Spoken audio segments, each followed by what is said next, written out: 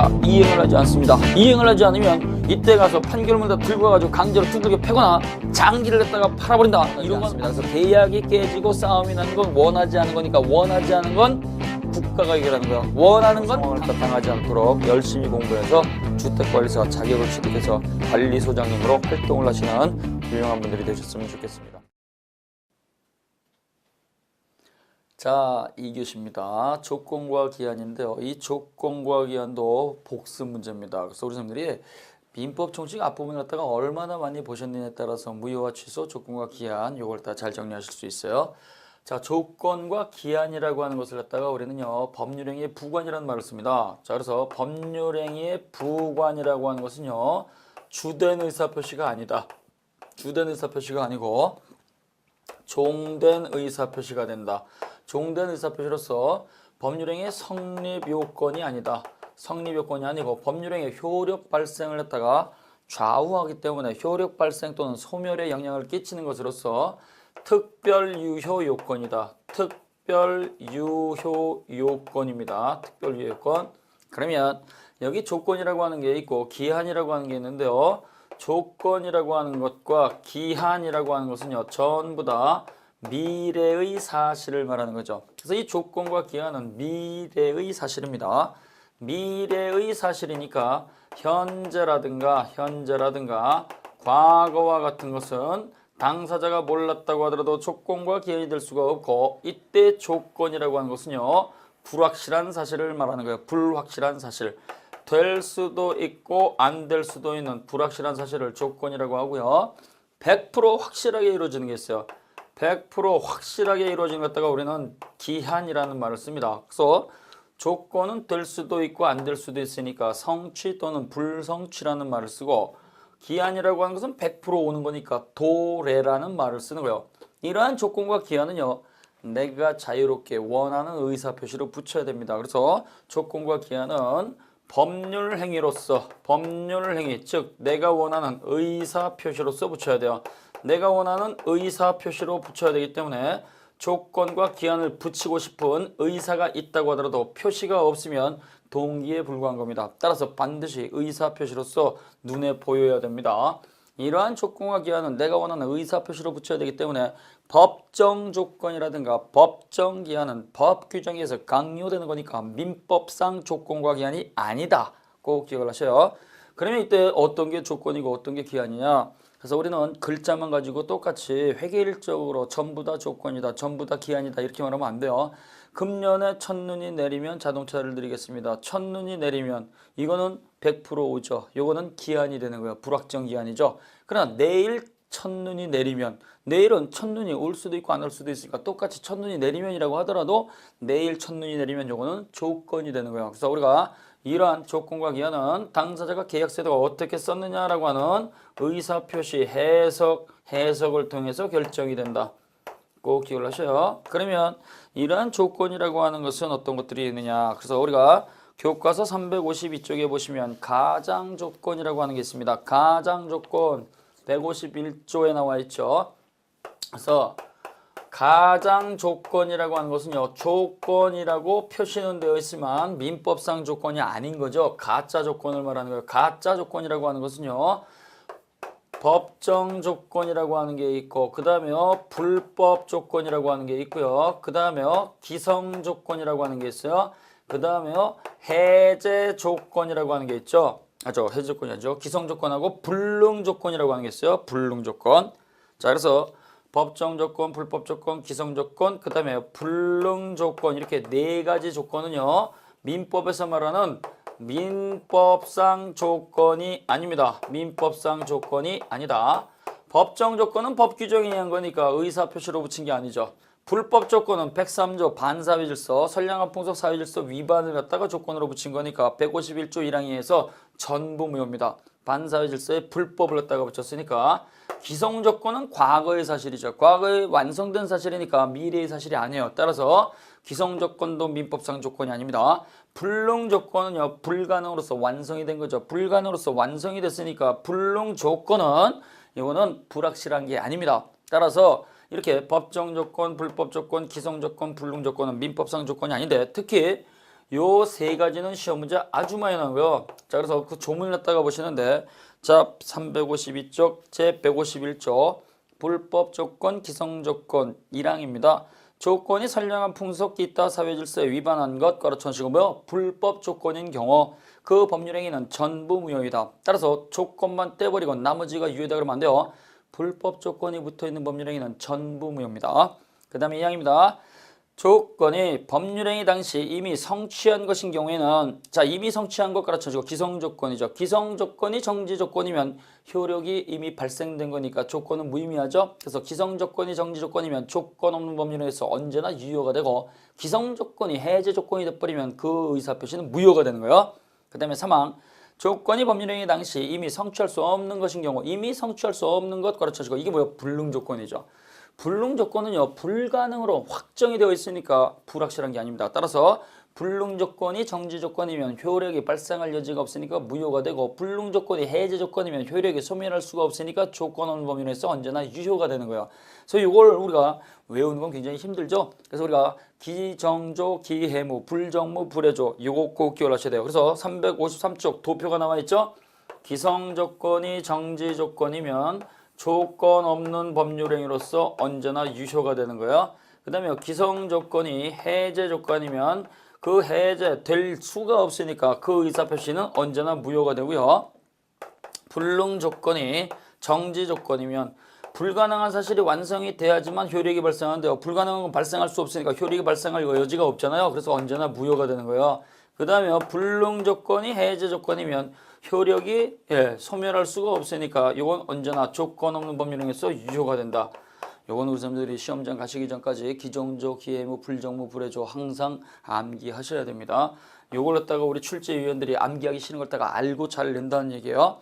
그 다음에 보시게 되면 조건의 종류 나와 있습니다. 정지 조건은 불확실한 사실이 완성이 되면 발생시켜주는 조건이고, 해제 조건은요, 불확실한 사실이 완성이 되면 요거는 소멸시키는 거예요. 그래서 우리가 태아의 법적 지위에서 정지 조건서는요, 태아가 살아서 출생을 하면 없던 권리 능력을 발생시켜주죠. 그 다음에 태아의 법적 지위에 대해서 해제 조건서는요, 불확실한 사실이 완성이 되면 태아의 권리 능력을 소멸시키죠. 태아가 사산하면 가지고 있던 권리 능력을 소멸시킨다. 그래서 정지 조건은 발생시켜주는 조건이고, 해제 조건은 소멸시키는 조건이다. 따라서 자동차를 증의하겠습니다. 합격하시면, 그러면 이때 합격은요, 합격이 완성이 되면 새로운 권리가 발생을 시켜주는 거니까 이때 합격하면은 정지 조건이 되는 거예요.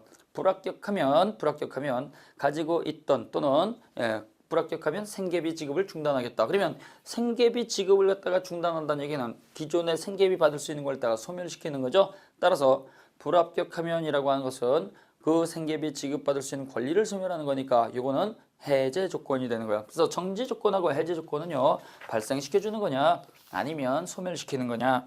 354쪽에 판례가 하나 나와 있습니다. 동산 할부 매매죠.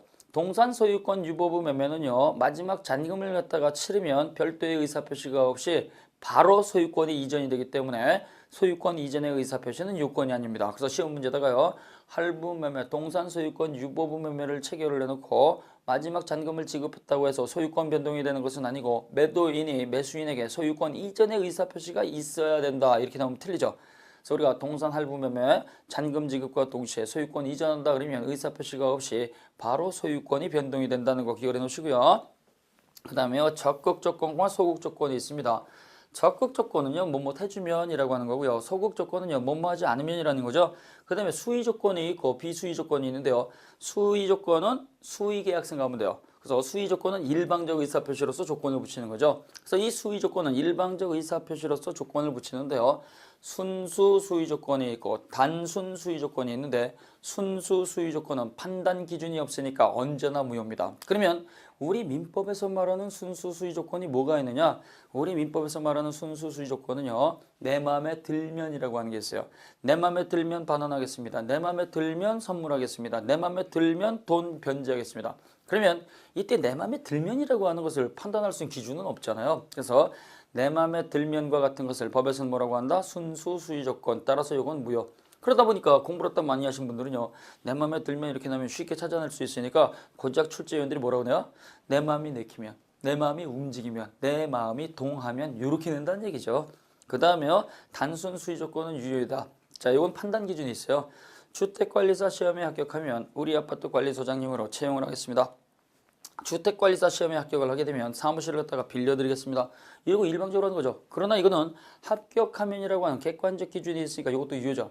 내가 미국에 가면 시계를 사다 줄게. 내가 프랑스에 가면 향수를 사다 줄게. 이것도 단순 수의 조건이지만 판단 기준이 존재하니까 이것도 유효라는 거 꼭 기억을 하셔야 돼요. 그 다음에 비수의 조건이 있어요.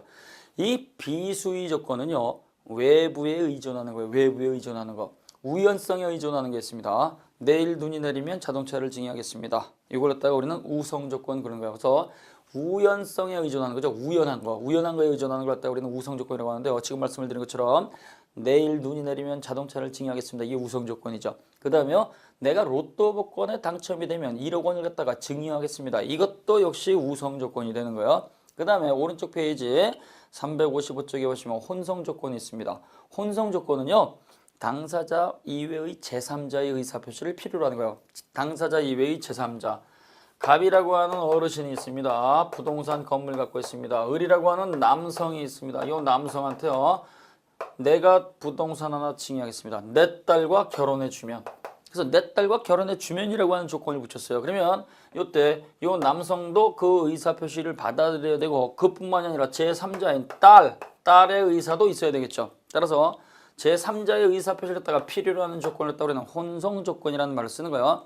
자, 그 다음에요. 조건을 붙일 수 없는 법률행위가 있습니다. 이 조건을 붙일 수 없는 법률행위는요.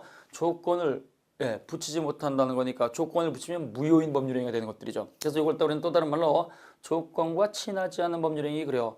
조건을 붙이지 못한다는 얘기는 조건과 친하지 않으니까 못 붙이는 거예요. 그래서 어떤 것들이 있느냐.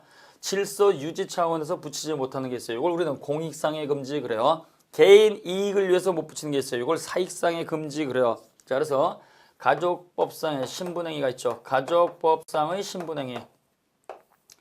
요 가족법상의 신분행위, 가족 질서는요. 요건 사회 질서와 관련된 거니까 가족법상의 신분행위는 원칙적으로 조건, 기한을 붙일 수가 없어요.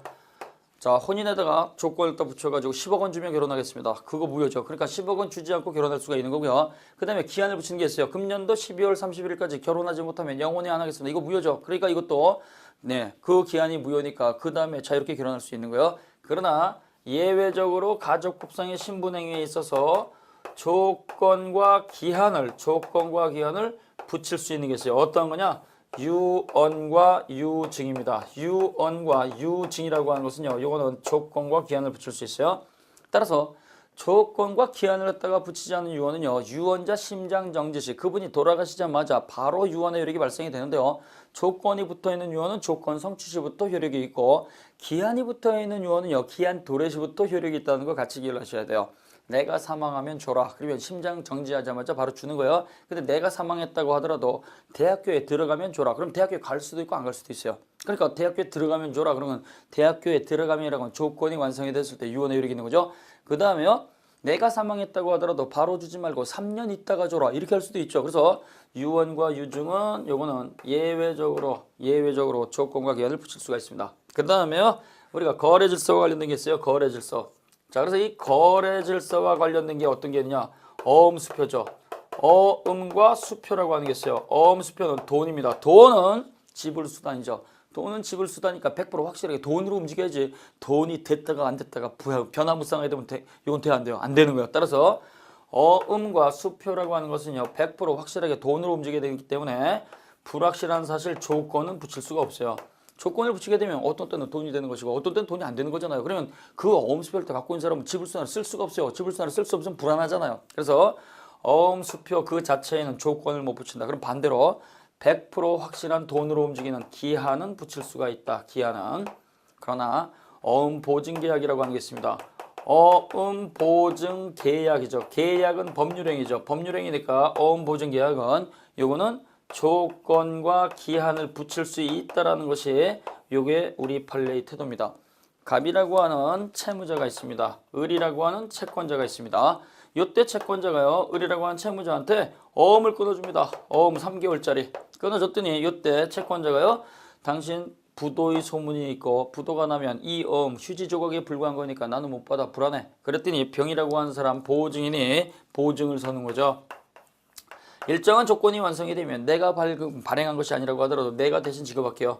그래서요, 그러면 이렇게 하는 경우, 그러면 불안한 어음이라고 하는 것을 갖다가 보증을 서줌으로써 확실한 걸로 바꿔주는 거죠. 그래서 어음 보증 계약은 법률행위고, 법률행위니까 당연히 의사표시로서 조건과 기한을 붙일 수가 있고, 이런 것들은 왜 인정을 해주느냐? 불확실한 지불수단을 갖다가 확실한 지불수단으로서 보증을 썼으니까 채권자한테 유리한 거예요. 그래서 이거는 가능하다. 그 다음에요, 우리가 단독행위라고 하는 게 있어요. 이 단독행위는 법이 정한 것을 다 일방적으로 저지르는 거잖아요. 그래서 이 단독행위는 법이 정한 거 일방적으로 저지르는 법률행위이기 때문에 원칙적으로 단독행위는 조건과 기한을 붙일 수가 없다. 이러한 단독행위는 예외적으로 그 조건과 기한을 다 붙여도 좋아라고 하는 상대방의 승낙이 있거나 승낙과 상관이 없이 채무 면제받을 수 있는 조건과 기한이라든가 그 다음에 유증을 받을 수 있는 조건과 기한, 요건 일방적으로 유리한 거죠. 따라서 이거는 승낙받을 필요가 없이 일방적으로 채무 면제받을 수 있는 조건과 기한, 유증을 받을 수 있는 조건과 기한 일방적으로 붙일 수가 있어요. 자, 그래서 승낙받아서 붙일 수가 있고 승낙과 상관이 없이 채무 면제와 유증을 했다가 받을 수 있는 조건과 기한을 붙일 수 있다. 요게 시험 문제 나왔던 거죠. 그래서 상대방의 승낙을 다 받을 필요가 없이 일방적으로 조건과 기한을 다 붙일 수 있는 단독행위를 고르면 그러면 채무 면제하고 유증을 골라야 돼요. 자, 이런 조건과 친하지 않은 법률행위에 조건을 붙이면 어떻게 돼요? 그건 전무효가 되는 겁니다. 그 다음에 356쪽에 보시면 조건 성취의 의제가 있고 조건 불성취의 의제가 있습니다.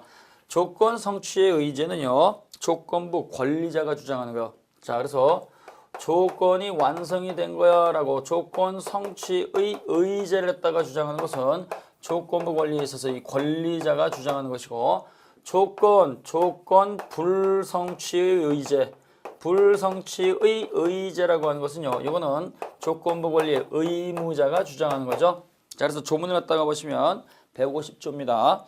자, 이랑 조건의 성취로 인하여 불이익을 받을 당사자, 괄호 쳐놓으시고요. 불이익을 받을 당사자 밑줄. 불이익을 받을 당사자는 누구예요? 의무자예요. 의무자.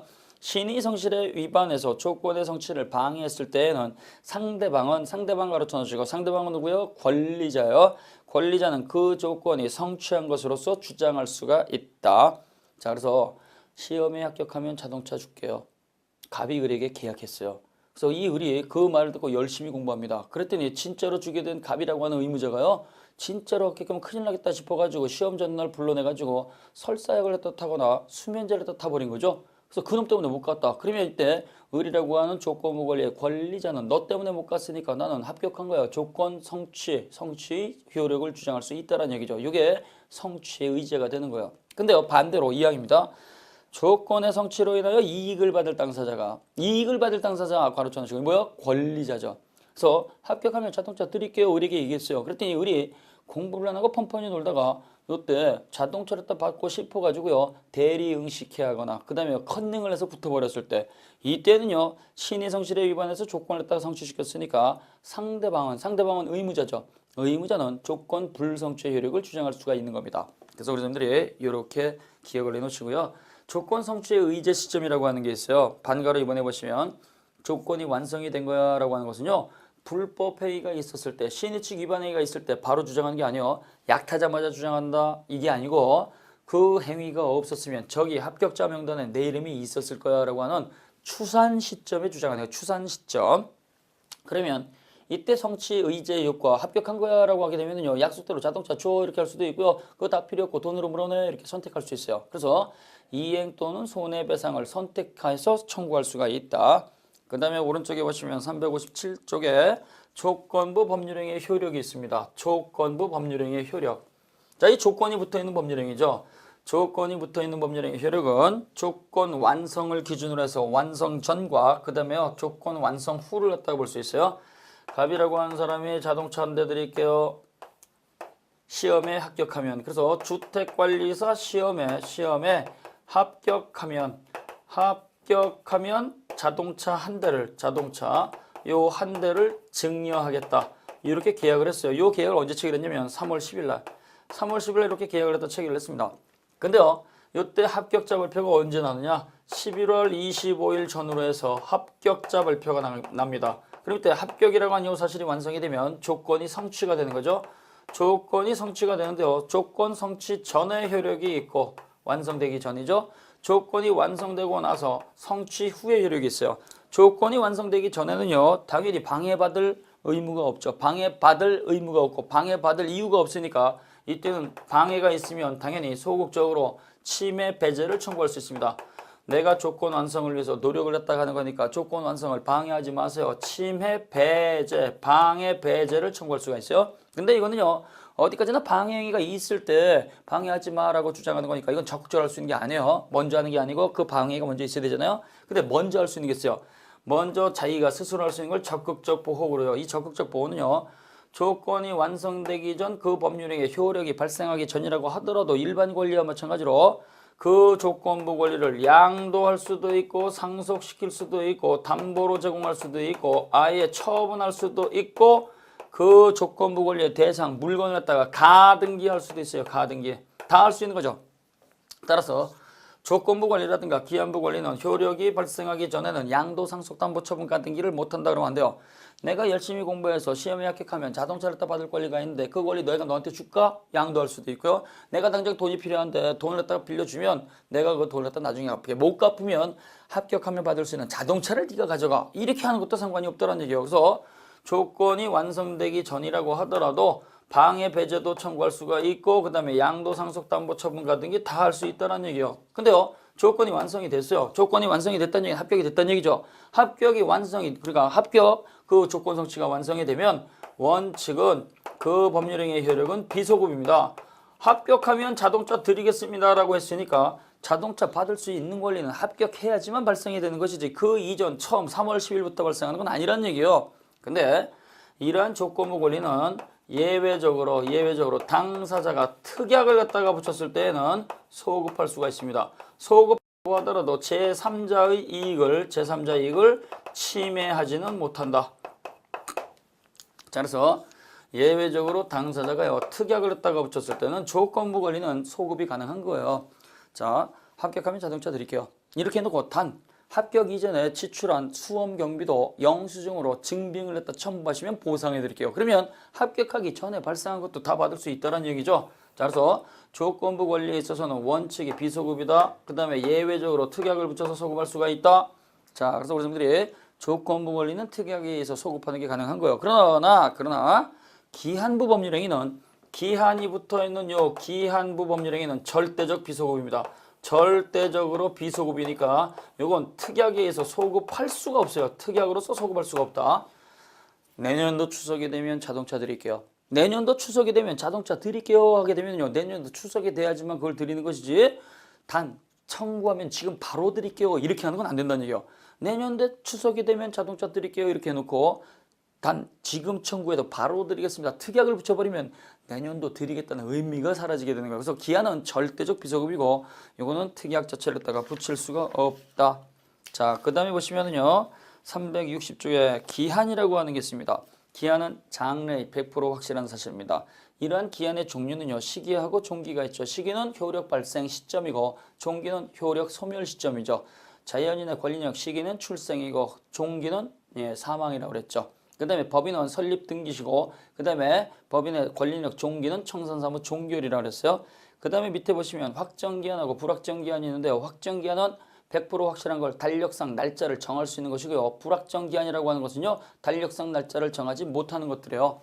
자, 그래서 내년도 추석이 되면 내년도 생신이 되면 금년도 성탄절이 되면 이건 전부 다 확정기한이죠. 조부님 할아버지께서 돌아가시면 네가 기르고 있는 애완견이 죽으면 그 다음에요. 금년에 첫눈이 내리면 이러한 것들은요. 불확정 기한이라는 얘기예요. 자, 그 다음에요. 361쪽에 보시면 기한부 법률행위 효력 이렇게 되어 있습니다. 시기부 법률행위는 효력 발생이고요. 종기 법률행위는 그때로부터 효력 소멸이죠. 그 다음에요. 기한 도래 전의 효력입니다. 자, 그래서 내년도 추석이 되면 자동차 드리겠습니다라고 계약을 했을 때 추석이 되기 전이라고 한다면 침해 금지 주장할 수가 있고 적극적으로 양도상속담보처분 가등기 다 할 수 있습니다. 기한이 도래했다 그러면 어떻게 돼요? 도래 후에는 무조건 절대적 비소급이다. 비소급 특약 붙이지 못한다. 따라서 이때 종기가 되기 전에 당사자가 주고받을 수 있는 권리를 갖다가 기한의 이익이라고 합니다. 자, 그래서 기한의 이익 바로 최근에 시험 문제 나왔었는데요. 기한의 이익은 당사자의 의사표시가 불명확하게 되면 채무자의 이익을 위한 것으로 추정한다 나와 있습니다. 362쪽에 보시면 자 조문 보세요. 기한은 당사자의 의사표시가 불명확하면 누구의 이익을 위한 것으로 추정한다? 채무자 동그라미 해놓으시고요. 추정 동그라미 하셔야 돼요. 반드시 추정이라는 글자가 나와야지 본다, 간주한다 이렇게 나오면 틀리는 겁니다. 그래서 우리는 당사자 계약을 통해서 의사표시가 불명확하게 되면 그 권리는요. 이거는 경제적 약자인 채무자의 이익을 위한 것으로 추정을 해주는 거예요. 따라서 채무자의 이익으로 추정이 되기 때문에 이거는 채무자가 스스로 입증할 책임이 없고 채권자가 입증을 해야 된다. 그 다음에 2항에 보시면 기한의 이익은요. 계약기간이 끝나기 전에 당사자 쌍방이 자유롭게 포기할 수 있습니다. 자유롭게 포기하는데요. 이때는 상대방이 손해가 발생하면 손해를 배상을 해줘야 된다. 따라서 기한이익 포기를 못한다 그러면 안 돼요. 손해배상하고 자유롭게 포기할 수 있어요. 따라서 임대인은 임대차 계약이 끝나기 전에 임차인한테 내가 물어줄 테니까 미리 나가주세요 이렇게 할 수도 있고요. 임차인은 임대인한테 내가 물어줄 테니까 먼저 나가겠습니다 이렇게 할 수 있다는 얘기예요. 그래서 손해가 있을 때는 배상하고 포기를 한다. 그러면 이때 기한이익을 딱 갖는데요. 기한의 이익은 누가 갖느냐? 유상계약일 때는 채권자, 채무자 쌍방이 갖습니다. 그래서 임대차라든가 이자부 소비대차라든가 유상임치라든가 이렇게 대가를 지불하는 유상계약은요. 채권자, 채무자, 쌍방이 기한의 이익을 가져요. 근데 문제는 무상계약이죠. 무상계약은 쌍방이 갖는 게 아니고 일방만 갖습니다. 그래서 채무자 일방이 가질 수도 있고 채권자 일방이 가질 수도 있는데요. 채무자 일방만 갖는 것은요. 사용대차라든가 무이자부 소비대차죠. 이러한 경우에는 사용차주하고 무이자부 소비차주가 같습니다. 근데요. 채권자만 갖는 경우는 어떠한 경우냐? 무상임치에 있어서 이 임치인이죠. 그래서 대가를 갖다가 주지 않고 창고를 갖다가 공짜로 빌려 쓰게 되면 물건을 갖다가 보관시키는 임치인은요. 창고 빌려주세요 권리가 있고 그 창고 안에 있는 물건은 내 거니까 되돌려주세요 권리만 있으니까. 그래서 무상임치가 있을 때 무상임치인은 채권자로서 기한의 이익을 갖지만 무상수치인은 채무자로서 기한의 이익을 갖다가 갖지 못한다. 꼭 기억을 해놓으시고 그 다음에 기한의 이익을 갖다가 포기하는 건 자유롭지만 기한이익 포기는 반드시 손해가 있을 때 배상을 해줘야 된다. 그 다음에 오른쪽 페이지 363쪽에 보시면은요. 기한이익 상실 사유가 나왔어요. 이 기한이익 상실은요. 종기가 되어서 권리를 갖다가 주장하지 못하는 거죠. 따라서 종기 기간이 남겨져 있다고 하더라도 일정한 귀책 사유가 있으면요. 날짜가 남겨져 있으니까 내가 더 쓸게 이런 말을 못한다는 얘기예요. 그래서 종기가 되기 전이라고 하더라도 귀책 사유에 있어서 권리를 주장하지 못하는 거 이건 전부 다 채무자 귀책 사유입니다. 그래서 민법에 두 가지 사유가 있고 그 다음에요. 파산 회생에 관한 법률에서 하나가 있죠. 그래서 채무자가 담보 제공 약속을 이행하지 않았을 때 채무자가 담보 목적물을 갖다가 고의로 멸실 훼손시켰을 때 그 다음에요. 파산이 있었을 때 그 다음에 이것과 상관이 없이 우리 판례가 인정해 준 것이 채무자 이때는요. 담보는 물적 담보일 뿐만 아니라 인적 담보도 포함이 되기 때문에 채무자가 보증인을 갖다가 고의로 또는 과실로 살인, 상해를 갖다가 저지르게 되면 이때는 어떻게 돼요? 당연히 기한이익 상실이죠. 그러나 채무자가 주머니에 돈이 한 푼도 없는 무자력이라든가 그 다음에 채무자가요. 행위 능력을 다 상실해가지고 제한 능력 선고, 심판 개시가 있었을 때 이때는 기한이익 상실이 아니죠. 그래서 여러분들이 그거 꼭 기억해 놓으셔야 돼요. 자, 그 다음에 보시게 되면요. 문제가 몇 개 나와 있고 기간이라고 하는 게 나와 있죠. 368쪽에 보시면 기간이라고 하는 게 있는데 이 기간이라고 하는 것은요. 권리와 의무가 발생이 되면 무기한으로 쓰는 게 아니죠. 이거는 정해진 기간 동안에 우리가 그 권리를 행사를 해줘야 돼요. 그래서 이 기간이라고 하는 것은요. 권리 행사 기간입니다. 쉽게 시간 계산이에요. 시간 계산. 자, 그래서 민법 기간에 관한 규정이 있습니다. 이 기간 시간 계산인데요. 이 기간 규정은 전부 다 임의 규정입니다. 전부 다 임의 규정이니까 당사자의 특약이 있으면 그 특약이 유효입니다. 특약. 그래서 그 특약이 유효가 되는 것이고 또 이러한 것들은요. 사법관계에도 적용이 되고 공법관계에도 적용이 됩니다. 그 다음에 이러한 것들은 통칙 규정이니까 재산관계에도 적용이 되고 가족관계에도 공통 적용되는 거예요. 통칙 규정. 이러한 기간에 관한 규정은요. 특별법이 있으면 특별법을 갖다가 먼저 쓰고 그 다음에 당사자의 특약이 있으면 그 특약을 갖다가 먼저 쓰고 그 다음에 법원에 판결이 있으면 그 판결을 먼저 쓰는 거죠. 따라서 이것이 없을 때 가장 마지막에 적용이 되기 때문에 기간에 관한 규정은 요거는 최후에 적용되는 보충 규정으로서의 성질을 갖는다. 보충 규정. 그럼 이때 기간 계산 방법은요. 자연적 계산이라고 하는 게 있고 역법적 계산이라고 하는 게 있어요. 자연적 계산이라고 하는 거. 요 자연적 계산은요. 앉은 자리에서 바로 계산하는 거죠. 앉은 자리에서 바로 계산하기 때문에 즉시 계산이라고 하고요. 요건 시계를 가지고 하는 거예요. 시계를 보면 뭐가 있어요? 몇 시, 몇 분, 몇 초라고 하는 게 있죠. 그래서 시, 분, 초를 가지고 즉시 계산하는 걸 갖다가 자연적 계산. 이러한 것들은요. 가장 짧은 단기 계산에 유리한 것이고 그렇지만 복잡하다는 단점이 있어요. 복잡하다는 거. 따라서 몇 시, 몇 분, 몇 초까지 정확하게 지켜가지고 계약 이행하는 건 불가능한 경우가 많이 있잖아요. 예를 들어서 갑이라고 하는 분이 자전거를 갖다가 빌려주는 분이에요. 임대업자. 요 을이라고 하는 요 학생이 와가지고요. 사장님 공원에서 자전거 좀 타고 싶은데 이 자전거 타면 얼마 드려야 돼요? 3,000원. 그럼 1시간만 탈게요. 해가지고 이렇게 해가지고 자전거를 갖다가 빌려주는데요. 그럼 1시간 있다 갖다 줘야 되겠죠? 근데 이 을이라고 하는 요 학생이 자전거를 갖다가 빌려서 타는데요. 그게 2시 17분, 37분 37초였다. 그럼 이때 1시간 후를 갖다 계산하면 정확하게 3시 17분 37초가 되겠죠. 이렇게 아주 명확하게 계산할 수 있다는 얘기예요. 명확한데 이렇게 정확하게 요 37초가 됐을 때 넘겨준 건 불가능한 경우가 많이 있잖아요. 그러니까 요때 요 갑이라고 하는 요 임대인 빌려주는 사람이 뭐라 그래요? 요 사람이 20분까지 갖고 와라 이렇게 하죠. 그럼 이때 20분까지 갖고 와라 특약이 있으니까 당연히 그 특약이 유효가 된다는 얘기예요. 자, 그 다음에 보시면 역법적 계산이라고 하는 게 있어요. 역법적 계산. 이 역법적 계산이라고 하는 건요. 달력을 가지고 하는 거예요. 달력을 갖다가 이렇게 가지고 가게 되면 그 달력에는 뭐가 있어요? 일주 월년이 있잖아요. 그래서 달력 가지고 가는 것이다. 지금부터 10일 후에 되돌려 드리겠습니다. 지금부터 3주 후에 되돌려 드리겠습니다. 지금부터 3개월 후에 되돌려 드리겠습니다. 그 다음에 그 토지를 갖다가 2년 후에 반환하겠습니다. 그래서 일주 월연으로 계산하는 거예요. 일주 월연. 따라서 이런 것들은요. 그 첫날짜 기준일자가요. 시작하게 되면 24시간을 다 못 쓰는 경우죠. 그래서 이러한 역법적 계산에 있어서는요. 원칙적으로 초일 불산입이 되는 거예요. 초일 첫날짜 포함시키지 않습니다. 초일 불산입. 그래서 첫날짜 빼는 거죠. 그러나 우리가요. 예외적으로 그 시작하는 첫날짜를 갖다가 계산에 포함하는 경우가 있어요. 이걸 우리가 초일 산입 그래요. 초일을 산입하는 경우, 초일 산입이라고 하는 것은요. 이거는 오전 0시로부터 기간 계산이 있었을 때 오전 0시로부터 기간 계산이 있게 되면 그 날짜가 들어가는 거예요. 그 날짜가 24시간 다 쓰는 거니까. 그래서 갑과 을이라고 한 두 사람이 차용증을 써요. 1천만 원 빌려드릴게 해가지고 차용증을 다 쓰는데 차용증을 갖다가 3월 10일 날 씁니다. 3월 10일 날 이렇게 차용증을 쓰는데요. 차용증에다 뭐라고 써놨느냐. 3월 15일부터 1개월 후에 갑이 을에게 빌려준 돈을 갖다가 변제받는다. 그래서 변제하기로 한다. 그러면 이때는요. 차용증을 갖다 쓴 거는 3월 10 앞선 날짜죠. 근데 날짜 계산은 3월 15일부터 하도록 돼 있잖아요. 그러면 이때 차용증은 미리 썼지만 3월 15일은 지금 온 거예요? 안 온 거죠? 안 온 거죠. 그래서 앞으로 올 날이기 때문에 요 날짜는 기간 계산의 첫 날짜지만 요거는 오전 0시부터 24시간 다 쓸 수 있는 거니까 요건 포함이 된다는 거죠. 따라서 3월 15일 0시부터 시작을 하기 때문에 요건 14일 자정으로 끝나는 거예요. 그럼 언제 변제 책임이 발생이 되냐? 14일 자정 이후가 되고요. 한 달 후니까 4월 14일 자정이 되겠죠. 따라서 이렇게 지금 당장 계약서는 쓰지만 날짜 계산은요. 지금 온 날짜가 아니고 앞으로 올 날짜를 썼을 때는 당연히 이 날짜는 24시간 다 쓸 수 있으니까 오전 0시부터 기간 계산이 되는 거예요. 요건 들어간다는 얘기죠. 그 다음에 연령 계산이 있었을 때요. 연령 계산, 나이 계산.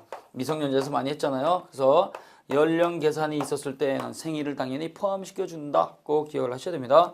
자, 근데 기간의 말일이 공휴일일 때는 어떻게 돼요? 기간의 말일이 공휴일일 때는요. 2길 24시가 되는 거죠. 자, 그래서 교과서 371쪽에 보시면 판례가 나와 있습니다. 자, 그래서 2번 판례. 공휴일이라고 하는 것은 국경일도 포함되고 일요일도 포함되고 그 다음에 명절도 포함되고 임시 공휴일도 포함이 되죠. 따라서 공휴일이 말일일 때는요. 별도의 의사표시가 없으면 2길 24시가 되는 겁니다. 따라 세금 마지막 납부기한이 토요일이다 그러면 어떻게 돼요? 일요일 24시. 근데 일요일도 공휴일이니까 월요일 24시가 되겠죠. 이때 월요일이 이것도 광복절이다 그러면 다시 화요일 24시로 늘어난다는 얘기예요. 그 위에 보시면 정년에 관련된 판례가 있습니다. 정년이 53세다 이렇게 하게 되면요. 별도의 특약이 없으면 이때는 어떻게 돼요? 별도의 특약이 없으면 요거는 53세 만료점이 아니고 53세 시작점이 정년이 되는 거예요. 그래서 갑이라고 하는 광부가 있었어요. 그래서 채탄부로 일을 갖다가 하는데 석탄가루 갖다가 많이 마시니까 요거 수명이 짧잖아요. 그러니까 어떻게 돼요? 대한석탄공사에서 1971년도 그때쯤에 정년을 했다가 채탄부의 정년은 53세다 이렇게 해놓은 거예요. 그럼 이때 53세 그럼 별도의 의사표시가 없을 때 이때 53세 시작점 요것이 정년이냐 아니면 끝난 점이냐 이게 이제 시비가 붙은 거예요. 그래서 우리 법원 판례는요 별도의 의사표시가 없으면 정년 그러면 그 나이가 끝났을 때가 정년이 아니고 그 나이가 시작하자마자 정년이라는 게 요게 판례의 태도입니다. 1년을 더 주느냐 안 주느냐 이건데요. 이건 야박한 게 아닙니다. 조금 야박하게 보일 수는 있겠지만 우리가요 53세가 끝났다 그러면 끝난 동시에 54세죠. 그러니까 53세 종료점이 아니고 53세 시작점이 된다고 하는 거예요. 어쩔 수가 없습니다. 따라서 이때는요 우리 선생님들이 만약에 근로계약을 했다가 체결을 하신다 그러면 우리가 이 판례를 했다 이제 기억을 하셨으니까 정년이 60이다 그러면 어떻게 돼요? 괄호 쳐놓고 60세 생일 종료점 우리가 60세 만료점 이렇게 써놓으면 돼요. 왜 특이하게 유효니까. 그래서 우리 좀 이렇게 해놓으시고요. 그 다음에 이제 기간의 역산이라고 하는 게 있어요. 이 기간의 역산도 역시 초일 불산입이 적용이 됩니다. 자 그래서 거꾸로 계산하는 게 있어요. 사원총회 소집 통지죠. 그래서 우리는 정관에다가요 사원총회 소집 절차를 했다가 규정해 놓지 않으면은요 사원총회 소집 통지는 총회 소집일 일주일 전에 발신만 해주면 돼요. 발신만. 그래서 우리가요 A라고 하는 사단법이 있는데 정관에 별도의 규정이 없다 그러면 그때는요 민법 규정에 의해서 총회 소집일 일주일 전에 우체통에 넣어서 발신만 해주면 된다는 거 꼭 기억을 하셔야 돼요. 발신. 자 그래서 A라고 하는 사단법인이 있는데요. 이때 사단법인에는요 정관에 별도의 규정이 없어요. 정관에 별도의 규정이 없으면 당연히 총회 소집일 일주일 전까지 그 소집 통지를 발신만 해주면 됩니다. 자, 그럼 정관에 규정이 없으니까 12월 13일 오후 2시에 총회가 있다. 그러면 이때는 거꾸로 계산하는 거죠. 역산이 되는 거예요. 12월 13일 오후 2시 회의를 갖다가 주구장창 한다고 하더라도 이미 14시간 까먹었어요. 14시간 까먹었으니까 24시간 못 쓰잖아요. 그러니까 요건 포함되는 게 아니에요. 포함되지 않으니까 하루 전 날짜가 언제요? 12월 12일이죠. 빼기 얼마? 빼기 7. 일주일이니까. 그러면 12월 7일 자정을 갖다가 기준으로 해서 자정 전까지 발신만 해주면 된다는 얘기죠. 이렇게 같이 여러분들이 정리해 놓으시고요. 아울러서 우리가요. 기간의 말일이 공휴일일 때 2길 이렇게 하는데요. 이거는 공휴일에도 거래하는 관행이 있으면 그때는 2길로 연장하지 않습니다. 공휴일에도 거래하는 거래 관습이 있었을 때에는 2길 24시 하루 연장되는 게 아니고 그 공휴일에 바로 기간 말일이 된다는 거 기억을 해놓으시고 기간의 초일이 공휴일일 때는 하루 늦게 시작하지 않습니다. 자, 그 다음에요. 375쪽에 보시면 소멸시효 이렇게 나와 있습니다. 이 소멸시효는 나오는 부분이 정해져 있는데요. 소멸시효는 377쪽에 보시면 소멸시효와 제척기간의 구별 이렇게 나와 있죠. 소멸시효는 채권 또는 채권적 청구권을 대상으로 하고 제척기간은 형성권 행사기간을 갖다가 적용하기 때문에 제척기간은 형성권을 대상으로 하는 거예요. 소멸시효는 소급표도 인정이 되고 중단정지도 인정이 되고 소멸시효는 당사자의 주장 입증 원형도 인정이 되고 그 다음에 소멸시효는 시효에게 포기도 인정이 되고 그 다음에 소멸시효는 단축경감도 인정이 되지만 제척기간은 이것 다 인정되지 않는다. 이렇게 정리하시면 되겠고요. 그 다음 페이지에 보시게 되면 자 소멸시효 완성의 요건 380쪽에 나와 있습니다. 굉장히 중요한 거죠. 요거는. 그래서 소멸시효 완성의 요건 요거 별표 놓으시고요. 소멸시효가 완성이 되기 위해서는요. 요건을 갖춰야 돼요. 시간의 효력이 완성이 돼서 법이 정한 그 권리 자체를 갖다가 없애버리는 제도이기 때문에요. 소멸시효는 주장하기 위해서는 완성의 요건을 갖춰야 됩니다. 자, 그래서 소멸시효가 완성되기 위해서는 완성의 요건을 갖춰야 돼요. 자, 그래서 소멸시효가 완성이 되기 위해서는 반드시 소멸시효 대상 권리여야 돼요. 자, 그래서 소멸시효 대상 권리일 것. 그래서 소멸시효 대상 권리만이 소멸시효에 걸리는 것이지 소멸시효 대상 권리가 아닌 것들은요. 소멸시효라는 말을 쓸 수가 없어요. 그래서 소멸시효 대상 권리 어떤 게 있어요? 채권 또는 채권적 청구권이죠. 채권 또는 채권적 청구권. 채권 또는 채권적 청구권은 당사자가 주고받는 거니까 당사자가 빨리빨리 해결을 해야 됩니다. 자, 그래서 1년짜리 단기 소멸시효, 3년짜리 단기 소멸시효, 그 다음에 일반 채권은 10년 이렇게 되죠. 자, 그래서 1년짜리 단기 소멸시효는요, 의식주 외상값, 그 다음에 연예인 노역인의 임금, 그 다음에 각종 수업료, 동산 사용료입니다. 그 다음에 3년짜리가 있죠. 3년짜리는요, 임금 월급이 있고 그 다음에 원금에 대한 이자가 있고 그 다음에 부동산 사용료가 있고 그 다음에 부양료 청구권이 있고 그 다음에 1년 이내에 정기적으로 반복되는 계약이 있죠. 한 달에 한 번씩 받는 거, 두 달에 한 번씩 받는 거, 1년에 한 번씩 받는 거.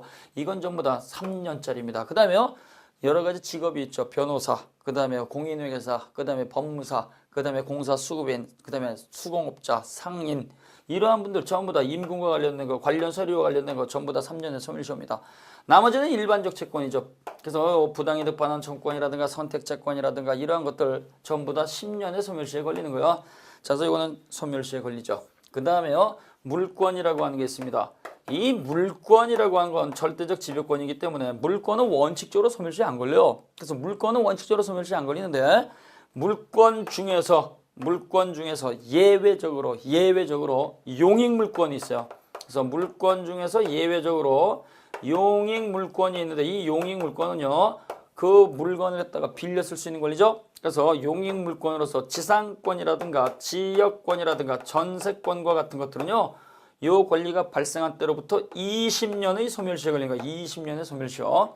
그 다음에요, 부동산 소유권 이전 등기 청구권이죠. 그래서 부동산에 관련된 소유권 이전 등기 청구권, 등기 내놔라고 하는 이전 등기 청구권이라고 하는 것은요, 이거는 채권으로서의 성질을 가졌을 때는 소멸시효에 걸립니다. 채권으로서의 성질을 가졌을 때, 그러나 물권으로서의 성질을 가졌을 때는 소멸시효에 걸릴 이유가 없죠. 그래서 채권적 청구권으로서의 성질을 가졌을 때, 그래서 매수인이 가지는 소유권 이전 등기 청구권이라든가 부동산 점유 취득시효가 완성이 됐을 때 등기부상 명의인한테 주장할 수 있는 등기 청구권, 이건 소멸시효에 걸리는 거예요. 따라서 채권으로서의 성질을 갖고 있을 때는 원칙적으로 소멸시효에 걸린다.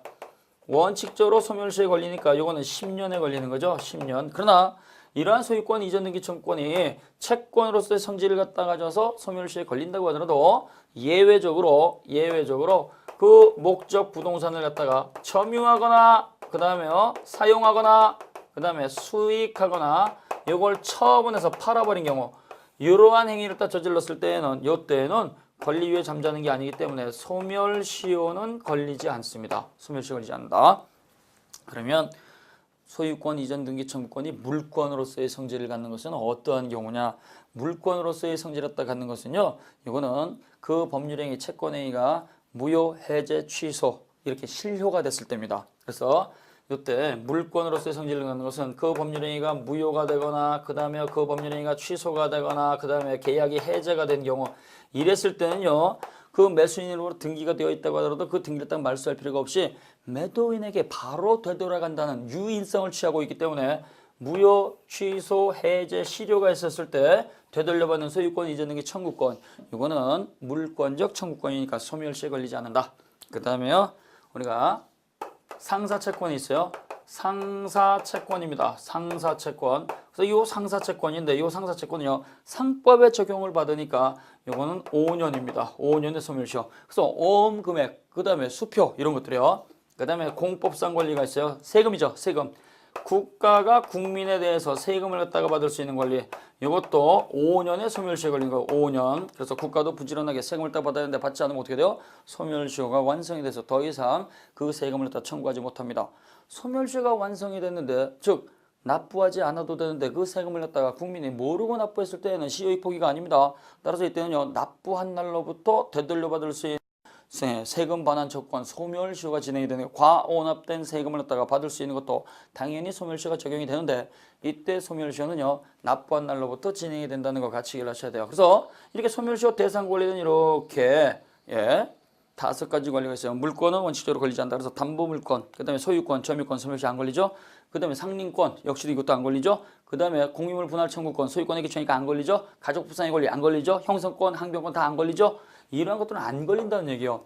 그러면 이러한 권리 불행사의 모습이 있어야 돼요. 권리 불행사. 권리가 발생이 되어서 행사할 수 있음에도 불구하고 권리 불행사가 있어야 되고, 이때 권리 불행사의 기산점, 요 도표는 우리 선생님들이 반드시 정리하셔야 돼요. 교과서에 들어가 있죠. 이 도표는 우리 선생님들이 반드시 정리하시고요. 요 불행사, 요 법정 기간이 1년이 됐든 3년이 됐든 10년이 됐든 5년이 됐든 중단 정지가 없이 중단 정지가 없이 계속 경고해야 돼요.